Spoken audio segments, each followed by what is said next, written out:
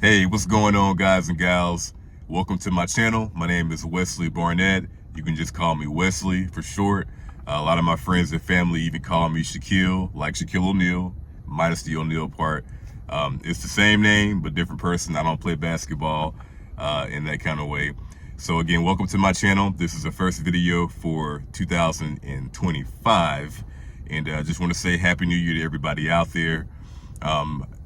Last year for me it was a good year personally, and I do hope and like to think that a lot of people that are watching this have had at least something good come out of last year, 2024. And moreover, if you didn't, that's okay. I'm wishing you praise and gratitude for everybody that watches this. Just more success this year, and we're going to take it further each year. So regardless of whatever happens in life, you know, you just strive to be the best that you can be. That's all you can do. So without further ado, I just want to let you know, the purpose of this video is to get out information to people who may be interested in what I do for work, which is a claims adjuster or an insurance claims adjuster. Anyone who, let's just say, is kind of new to the industry or looking to get in, who may have heard about it in passing, this video is for you. So I'm just gonna go right into it, straight to the point, and I will have more videos like this as well. Just let me know what you think about them in the comments section. But again, what I do, as my name Wesley, I am an insurance claims adjuster. Now, what that essentially is, long story short, the best way that I can put it, the best way that I can say it to me that hopefully makes sense to you guys is, what a claims adjuster does is basically pay out people. They pay people, they give people paychecks after they have had an accident, whether it's something that was done to their home, their house, their building, any kind of structure that was damaged that's covered by insurance. So if you have insurance on something like your home or your automobile, you know, anything like that, if something were to happen to it, and the insurance company, long story short, is liable for that. So as long as the damages actually match up and make sense. So that's what it is essentially. So again, it just, we look at damages and we assess and determine if the damages match up and how much this person here is going to get paid out for that insurance check. So this is a pretty big responsibility for anyone that's looking to get into it, and there are levels to it as well. There are levels to it. You have residential, and then you continue to go up, and each it starts over here as a beginner. When you're getting to the industry, it can be very general. So you're here in this industry, and then as you continue to progress and go up throughout the years, then you get into very specific departments, and just you take on different types of insurance claims. So anyways, this video here is just the nitty-gritty of what I do in my work. So I've been an insurance claims adjuster now for a little over a year. So for most people in the industry, you can say you've gotten your hands wet in any kind of industry. In this industry, I definitely did that. I'm still considered a new adjuster by the industry standards. Usually after you probably have worked about 4 to 5 years in the industry, then that's when you're kind of like, you're not necessarily, maybe not a veteran, but you definitely have dealt, you've had a few claims and everything. So the reason why I wanted to get this video out is because, yep, I consider myself a beginner, but the thing is, you have to start somewhere, and with this type of industry, especially now as we're going into 2025, 2024, 2023, those were the years when I kind of got into it. I was doing all the training and certifications, but the industry is very difficult. It can be very difficult to get in. It can be on a case-by-case basis of like who you know that can possibly get you in. But the reality of it is, a lot of people that get into the industry, even if they're able to get into it, they don't necessarily last. So Let me explain that, what I mean by that. So what I do, so first of all, there's so many different types of adjusters, right? So I'll just start with what I am. So I am an independent adjuster. On the other side, they have the typical W-2 independent adjusters. I can't think of the name right now. It's been a long day for me, but you have the other adjusters. So let's just say you have a company, say like Progressive or State Farm, Allstate, any of those kind of companies like that, right? So you say you apply for a position as an independent adjuster, as an adjuster, a staff adjuster is the name, by the way, that's the name, a staff adjuster. So let's just say you get on as a staff adjuster with one of these companies, Progressive, Aflac, Allstate, any of these companies as a staff adjuster. So you work just like that. So you're with the company. So at that point, it's a different process. Now, what I do on the other side of that spectrum, I am an independent adjuster. So basically, I'm kind of like a 1099 contractor employee, excuse me. But I do have some firms that I do work for that do W-2, and they don't do the 1099 whole thing. So it ends up being a W-2. So it means the taxes are taken out and you file just like you probably would as you were as a staff adjuster, okay?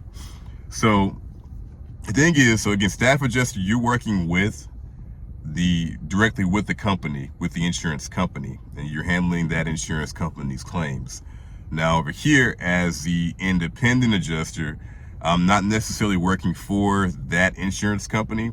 I could, depending on the type of adjuster and their role, they could work for several different firms, several different companies.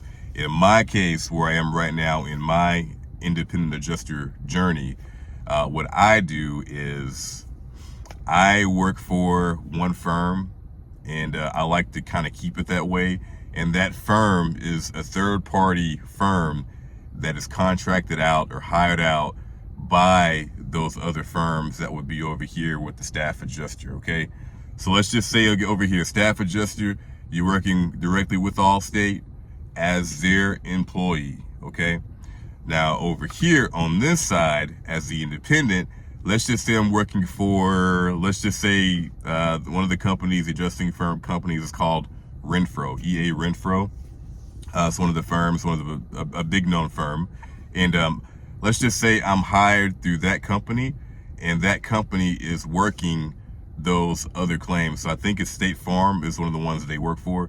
So let's just say over here, State Farm, you're working with State Farm as that staff adjuster, and over here as the independent, I'm working with Renfro, under Renfro, and I am technically being contracted out through State Farm as a third-party adjuster, okay?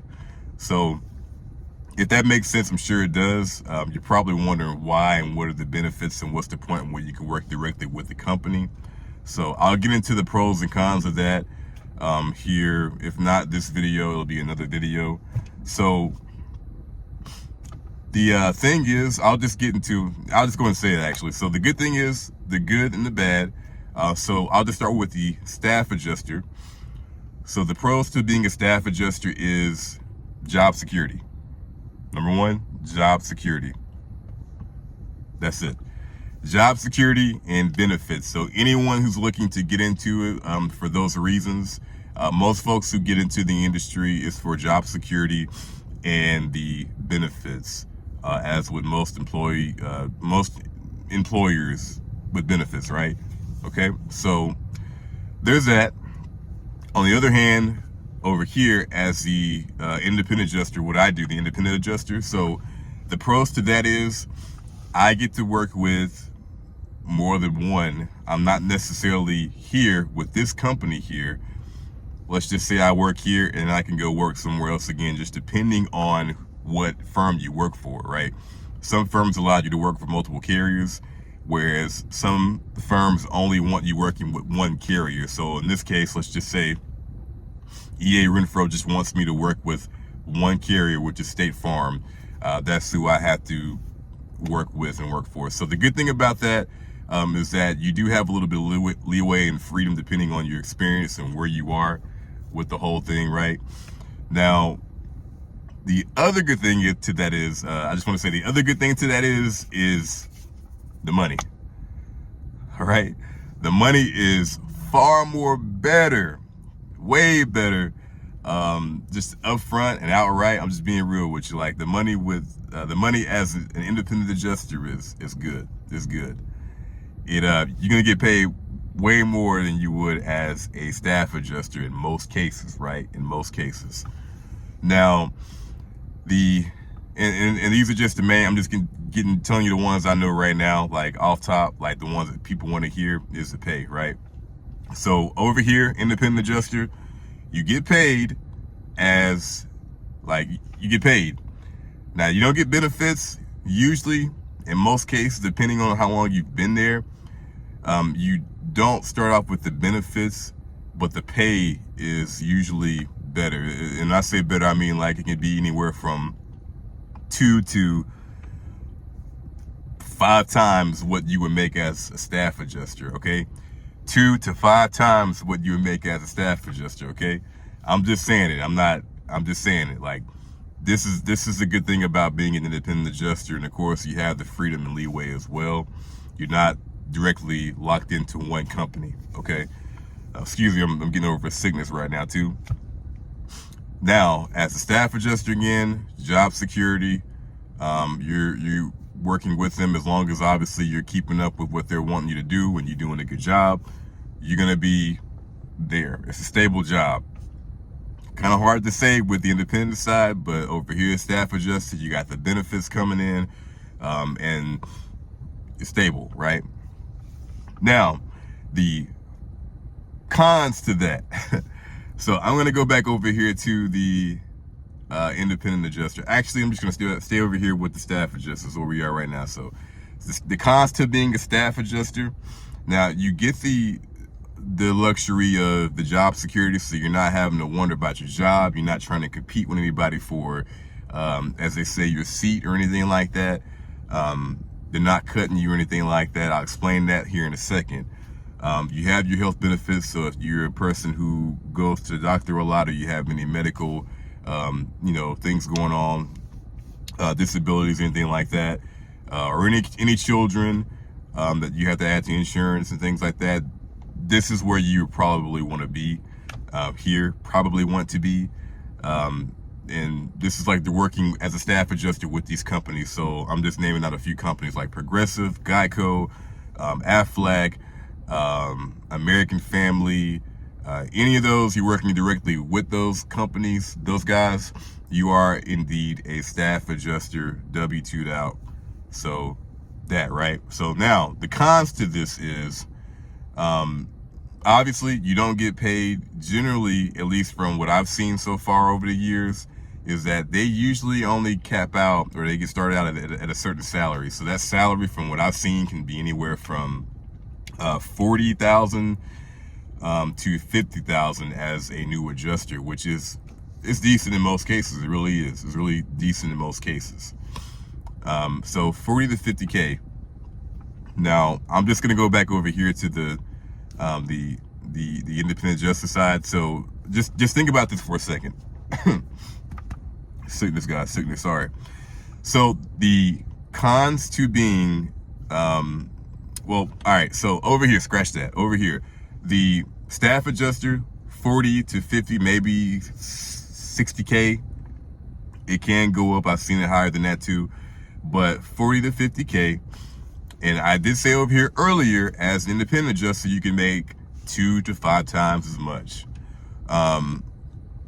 5 times maybe a little overdoing it, so I'm just gonna go with the number of saying 2 to 3 times. You can make 2 to 3 times that money right there. That's definitely realistic in this industry. Okay, so the cons is the money, right? And there's actually something else too, but I'll save that for another video. Now, the cons over here as the independent adjuster is a big thing. So if you say if you have a family, if you have children, anything like that, if you're in a point in your life to where you're wanting stability, this is a big thing. This is the biggest thing I can really say. Not even the money, because you get paid far more over here, like you do, but this all equals out. It all equals out. So there's no good or bad or anything like that with this. But I will say again that the cons of being an independent adjuster is job security. Job security.